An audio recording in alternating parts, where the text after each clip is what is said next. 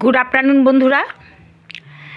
আজকে এক জায়গায় আমি যাচ্ছি মায়ের কাছে পুজো দিতে।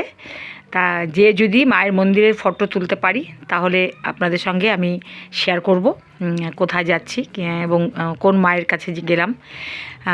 এই সকালবেলা বেরিয়ে পড়লাম শীতের মধ্যে, প্রচণ্ড ঠান্ডা আজকে।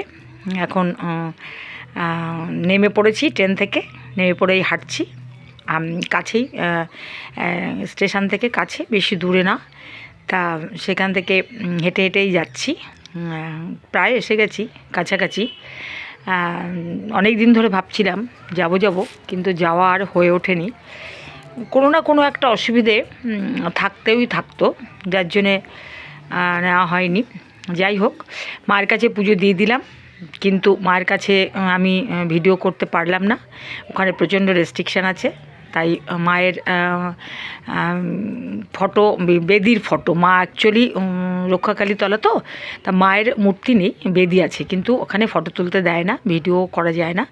সেই জন্য বাবার পাশে একটু দূরে বাবার মন্দিরের এই যে ভিডিওটা একটু করলাম তোমাদের সাথে শেয়ার করার জন্য, কারণ মনটা খারাপ লাগছিল যে অনেক আশা নিয়ে ভেবেছিলাম যে একটা ভিডিও আজকে আপলোড করব ওখানকার, কিন্তু আর করতে পারলাম না। এই যে মন্দিরের ব্যারিকেড, মায়ের মন্দিরের, এই যে এখানে সবাই ধূপকাঠি মোমবাতি দিচ্ছে, এটা ছাড়া আর ওই যে লোকেরা লাইন দিয়ে দাঁড়িয়ে আছে মাকে পুজো দেবে বলে।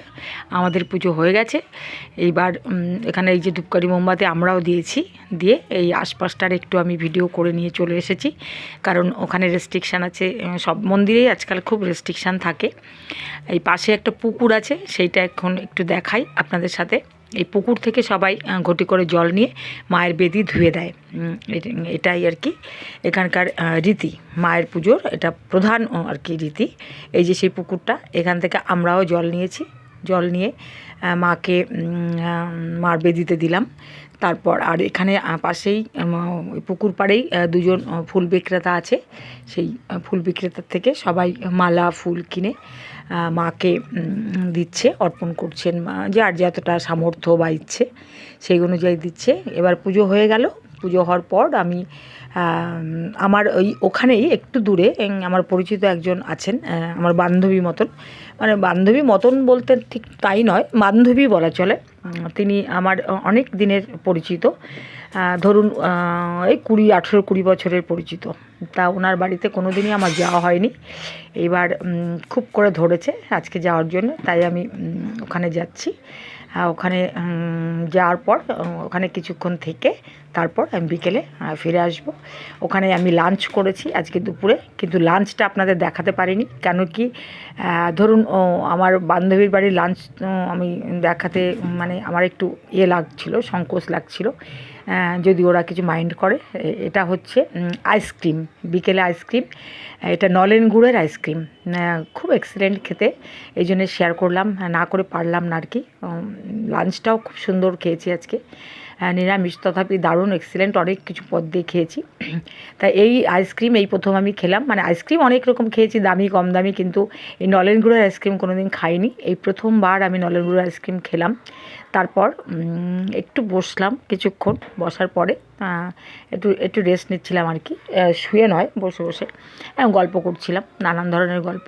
তা আমার কাছে একটু উল ছিল, সেই উল কাটায় আমি কাজ করছিলাম, কেন কি ওটা হচ্ছে আমার গোপালের জন্য আমি একটা জামা বানাচ্ছি, তাই বসে বসে বুনছিলাম চেয়ারে, সেই জন্যে যে বসে আর কথা বলছিলাম যে বসে আর কি করব, উলটা বুনে ফেলি, সেই জন্যে সময়টাও চলে হয়ে যাবে আর আমার জামাটাও হয়ে যাবে। শীত এখন খুব শীত, খুব এত শীত যে গোপালের জামা প্রতিদিন চেঞ্জ করতে হচ্ছে, প্রতিদিন পরাতে হচ্ছে, কিন্তু জামা কাচলে ভেজে থাকছে, সেই জন্য এখন অনেক জামার প্রয়োজন পড়েছে। আমি সেদিন 3টে জামা কিনেছি, আর আরও বানানোর দরকার, তাহলে প্রতিদিন চেঞ্জ করা যায়, অসুবিধা হয় না। সেই জন্য আমি বসে বসে এই গোপালের জামা বানাচ্ছিলাম। আর এরপরে আমি বিকেলের ট্রেনেই ফিরে আসব, কারণ কি শীতের দিন তো বেশি রাত করব না, আর অনেক দিন পরে গেছি, এ কথা ও কথা হচ্ছে, সেই জন্য একটু দেরিও হচ্ছে আর কি আসাটা, মানে বাড়িতে আসার ইয়েটা একটু দেরি হয়ে গেল আর কি, পিছিয়ে গেল আর কি।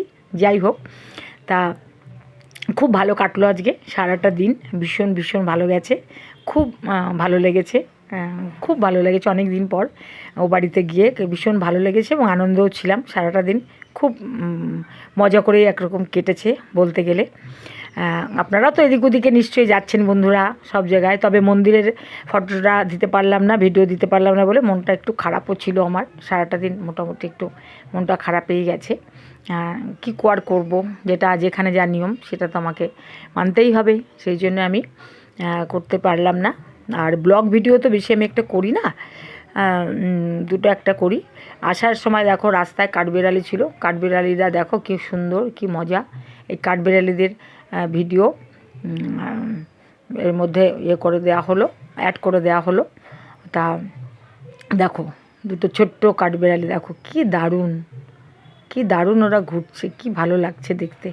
আমি তো পশু পাখি এমনিতেই ভালোবাসি, কারণ আমার বাড়িতেও পোষ্য আছে, 3টে ছিল এতদিন, আরও 2টো বাচ্চা রাস্তার খেতে টেতে দেই, ওদের একটু শেল্টারও দিয়েছি, কারণ শীতে রাস্তায় থাকলে যদি গাড়ি চাপা টাপা পড়ে যায় সেই জন্যে। কী সুন্দর না।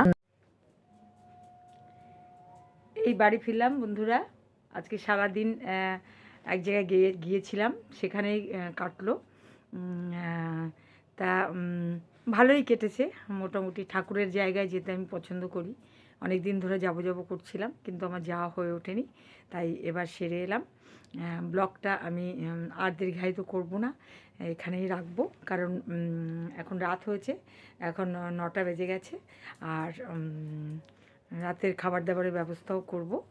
তবে সারাদিন আজকে খুব ভালো ছিলাম, ঠাকুর যেন আমাকে এরকম হাসি খুশির মধ্যেই দিন কাটায়, সেটাই আমি ঠাকুরের কাছে প্রার্থনা করছি।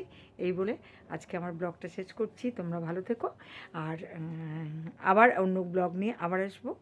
আমি তো পুরো ব্লগ করি না, আমি প্রথমেই যখন চ্যানেলটা করেছিলাম তখনই আমি লিখে দিয়েছিলাম যে রিসাইটেশন, হাতের কাজ, আর আমার ডগি পশু যা আমার বাড়িতে আছে, ডগি, তারপরে হচ্ছে ক্যাট, এদের, এবং নেচার লাভ, মানে কোথাও গেলে সে মাঠ ঘাট গাছগাছালি এগুলোর ভিডিও দেবো, যার জন্যে এই ধরনের ব্লগ ভিডিও আমি প্রথম থেকেই করিনি কখনোই।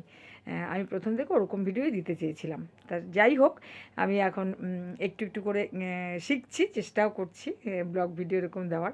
মাঝে মাঝে মনে হয়, ইচ্ছে হয় যে সবার মতো করে আমিও দেই সারাদিন কী কী করছি। ঠিক আছে, তা আজকে আমি এখানে রাখছি, আবার অন্য ভিডিও নিয়ে আসবো। নমস্কার, গুড নাইট।